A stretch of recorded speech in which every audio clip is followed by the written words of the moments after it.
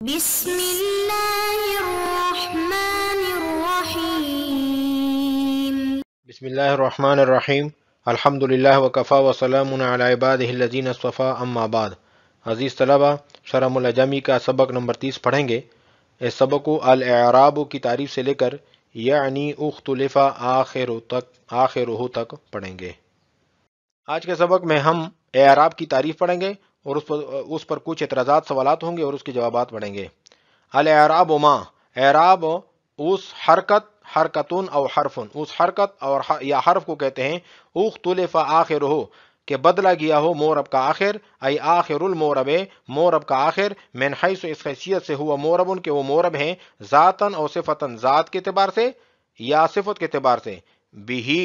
ای بتلک الحرکت اب الحرف، اس حرکت اور حرف کے ذریعے سے، وحین یرادو تو اس وقت مراد ہوگی بمل موصولت ما موصولہ سے، الحرکت حرکت اب الحرف یا حرف، لا یرد العامل والمقتضی اعتراض وارد نہ ہو عامل اور مقتضی کے ذریعے سے، ولو ابقیت کہ اگر باقی رکھ جاتا ماکو علی عموم ہے اپنے عموم پر، لخارجا تو عامل اور مقتضی خارج ہو جاتے بے سببیت المفہومت سببیت کے مفہوم کے ساتھ، من قولہ بھی جو بھی سے مراد ہیں، فإن المتبادرہ جو ذہن میں جلدی آنے والی بات ہے، من سبب سبب سے، ہوا سبب القریب وہ سبب قریب ہیں، والعامل والمقتضی عامل اور مقتضی جو ہیں من الاسباب البعیدہ یہ اسباب بعیدہ میں سے ہیں، وبقید الحیثیت اور حیثیت کی قید کے ساتھ، حرجت حرکت نحو غلامی غلامی جیسی مثال کی حرکت نکل گئی، لأنہ کیونکہ یہ مورب ہیں، موربن اعلی اختیار المصنف مصنف کی پسند پر، لیکن نہ اختلاف هذه الحرکت لیکن اس حرکت کیا اختلاف جو ہیں اعلی آخر المورب مورب کے آخر میں ہیں، لیس من حیث یہ اس حیثیت سے نہیں ہے کہ یہ مورب ہیں، بلکہ من حیث انہ ما قبل یا المتکلم بلکہ یا متکلم کے ما قبل کی حیثیت سے ہیں۔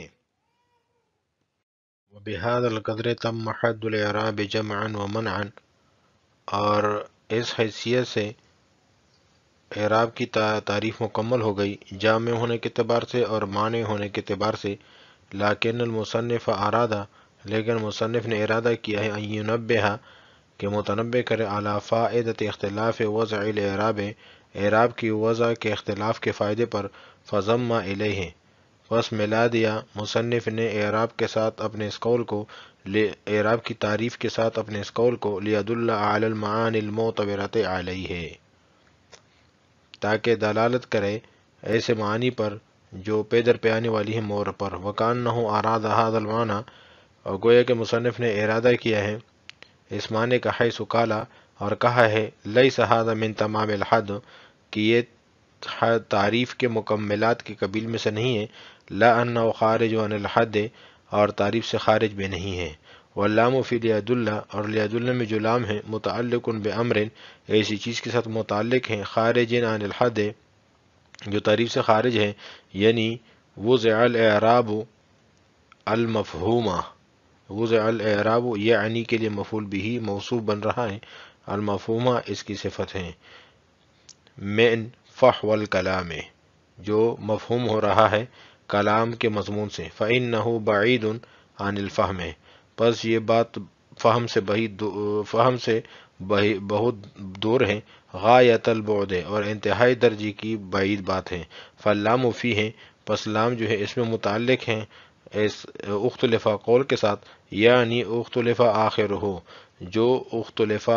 آخرہ میں اختلف موجود ہیں، اختلف آخرہ۔ الاعراب ما ای حرکت او حرف، یہ عبارت سوال مقدر کا جواب ہے۔ سوال یہ ہوتا ہے کہ آپ نے اعراب کی جو تعریف کی ہے یہ دخول غیر سے مانع نہیں ہے، عامل اور معنی مقتضی پر آپ کی تعریف صادق آ رہی ہے کیونکہ ان کی وجہ سے بھی مورب کا آخر بدلتا ہے۔ اس کا جواب یہ ہے کہ اعراب سے مراد حرف اور حرکت ہیں جس سے عامل اور معنی مقتضی خارج ہو جاتے ہیں۔ پھر سوال ہوتا ہے کہ آپ کی اتنی بات تو تسلیم ہے کہ ہر حرکت اور حرف مراد لینے کی صورت میں معنی مقتضی تو خارج ہو جائیں گے اور فعل عامل اور اسم عامل بھی خارج ہو جائے گا، لیکن حرف عامل پر بھی آپ کی تعریف پھر بھی صادق آئے گی کیونکہ حرف عامل بھی ایک حرف ہیں جو کہ مورب کے آخر کی تبدیلی کا سبب بنتا ہے، جیسا کہ ان زیدن قائمن میں زید کو نصب دیا ہے ان حرف نے۔ تو اس کا جواب یہ ہے کہ حروف کی دو قسمیں ہیں، نمبر ایک حروف معانی، نمبر دو حروف مبانی۔ اعراب کی تعریف میں جو حروف مذکور ہیں ان سے مراد حروف مبانی ہیں، اور جو حروف عامل بنتے ہیں وہ حروف معانی ہوتے ہیں، لہذا اعراب کی تعریف ان پر سادے کو نہیں آتی۔ لیکن علماء نے اس جواب کو کمزور تسلیم کیا ہے، کیونکہ ما بمنزلہ جنس کے ہیں اور جنس تو عموم و شمول کا فائدہ دیتی ہیں، لہذا اس سے عامل اور معنی مقتضی کا اخراج مناسب نہیں۔ اور علامہ جامی رحمہ اللہ نے جواب دیا ہے وَلَوْ أُبْقِيَتْ عَلَى عُمُومِهَا سے، اور اس جواب کو علماء نے پسندیدہ قرار دیا ہے۔ علماء فرماتے ہیں کہ علامہ جامی رحمہ اللہ نے فرمایا ہے کہ تعریف میں مذکور لفظ بیہی میں جو با ہیں یہ با سببیہ ہیں، جس سے مراد سبب قریب ہیں، اور ظاہر ہے کہ مورب کے آخر کے تبدیلی کا جو سبب قریب ہیں وہ اعراب ہی ہے۔ عامل اور معنی مقتضی سبب بعید ہیں۔ مثال کے طور پر رأیت زیدن میں پہلے رأیت کا دخول ہوتا ہے، پھر معنی مفعولیت پیدا ہوتا ہے، اس کے بعد اعراب داخل ہو کر اختلاف رونما ہوتا ہے۔ تو اختلاف کا سبب قریب اعراب ہی ہے، اور معنی مقتضی اور عامل یہ سبب بعید ہیں۔ اختلف آخرہ ای آخر المورب، کہ مورب کا آخر بدلا گیا ہو۔ من حیثو، یہ من حیثو ایک سوال مقدر کا جواب ہے کہ آپ کی تعریف، اعراب کی تعریف تو رأیت غلامی میں کسر پر بھی صادق آ رہی ہے کہ پہلے اس پر نصب تھا کہ جب آخر میں اس کے ساتھ یا متکلم نہیں تھی، پھر کسرہ داخل ہوا، حالانکہ اس کسر کو اعراب نہیں کہا جاتا۔ تو اس کا جواب یہ ہے کہ تعریف اعراب میں حیثیت کی قید ملحوظ ہے، مراد یہ ہے کہ مورب کے آخر میں اختلاف ہو مورب ہونے کی حیثیت سے، اور رأیت غلامی کے غلام میں اختلاف مورب ہونے کی حیثیت سے نہیں بلکہ یا متکلم کی حیثیت سے ہے، کیونکہ یا متکلم ماقبل میں کسرہ چاہتی ہے، کیونکہ اگر مورب ہونے کی حیثیت سے اس پر کسرہ ہوتا تو عامل کے باقی نہ رہنے کی صورت میں وہ کسرہ باقی نہ رہتا، کیونکہ عامل نہ ہو تو اسم جو ہے وہ مورب نہیں رہتا بلکہ مبنی ہو جاتا ہے۔ لیکن غلامی کے ساتھ تو عامل ہو یا نہ ہو دونوں صورتوں میں کسرہ باقی رہتا ہے، جس سے یہ بات واضح ہو گئی کہ اختلاف کا سبب مورب ہونا نہیں بلکہ یا متکلم کا دخول ہے، اور غلام سے مراد ہر وہ اسم ہے جو مضاف ہو الی یا المتکلم۔ من حیثو اس حیثیت سے ہوا موربن، کہ وہ مورب ہو ذاتن، ذات کے اعتبار سے، اور صفتن یا صفت کے اعتبار سے۔ بیہی میں جو ضمیر ہے، ضمیر جو ضمائر جتنی بھی ہیں مضمرات ہوں یہ سب معرفہ ہیں، اور یہاں پر اور اس ضمیر سے اشارہ ہے ما کی طرف، اور الاعراب ما میں ای حرکتن او حرفن سے اشارہ کیا تھا علامہ جامی نے کہ ما موصوفہ ہیں، اور یہاں پر ما موصوفہ نکرہ کے حکم میں ہوتا ہے، اور یہاں پر ضمیر لایا ہے، اور ضمیر لانے کی صورت میں اشارہ کیا ہے کہ یہ ما موصولہ ہیں۔ تو معلوم ہوا علامہ جامی رحمہ اللہ یہ بتانا چاہ رہے ہیں کہ ما موصوفہ بھی بنا سکتے ہیں اور ما موصولہ بھی بنا سکتے ہیں۔ ای بتلک الحرکت اب الحرف، اس حرکت اور حرف کے ذریعے سے مورب کا آخر بدلا گیا ہو۔ وحین یرادو، تو اس وقت جو ہے مراد ہوگا بما ما سے الموصولت، بمل موصولت ما موصولہ، الحرکت اب الحرف، ہاں وحین یرادو، اور اس وقت مراد ہوگی بمل موصولت ما موصولہ سے، الحرکت حرکت مراد ہوگی، اب الحرف حرف مراد ہوگی۔ لا یرد العامل والمقتضی، اعتراض وارد نہ ہو عامل اور مقتضی کے ساتھ۔ وہ اعتراض کا جواب ہم آپ کو بتا چکے ہیں، ولو ابقیت، علامہ جامی رحمہ اللہ فرما رہے ہیں ولو ابقیت، کہ اگر باقی رکھا جاتا ما کو علی عمومہا اپنے عموم پر لخارجا، تو عامل اور مقتضی خارج ہو جاتے ہیں، بے سببیت المفہومت، سببیت کے مفہوم کے ساتھ، من قولہ بیہی کے ذریعے سے، فإن المتبادر من السبب، کیونکہ یہ بات ذہن میں جلدی آ جاتی ہے سبب کے بارے میں کہ ہوا السبب القریب، کہ وہ سبب قریب ہیں، والعامل والمقتضی من الاسباب البعیدۃ، اور عامل اور مقتضی جو ہیں یہ اسباب بعیدہ میں سے ہیں، وبقید الحیثیت سے، اور حیثیت کی قید کے ذریعے سے، حرجت حرکت نحو غلامی، غلامی جیسی مثال کی حرکتوں وہ نکل گئی، لأنہ مورب، کیونکہ یہ مورب ہے غلام کا لفظ، اعلی اختیار المصنف، مصنف کی پسند پر، لیکن اختلاف هذه الحرکت، اس اختلاف کی حرکت، اس حرکت کا جو اختلاف ہے، اعلی آخر المورب، وہ مورب کے آخر میں ہے، لیس من حیث انہ موربون، یہ اس حیثیت سے نہیں ہے کہ یہ مورب ہیں، بل من حیث، بلکہ اس حیثیت سے ہیں، انہ ما قبل یا المتکلم، کہ یہ ما قبل ہے، یہ یا متکلم سے پہلے ہے،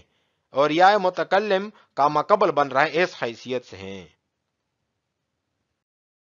وبهذا القدر تم حد الاعراب جمعا ومنعا،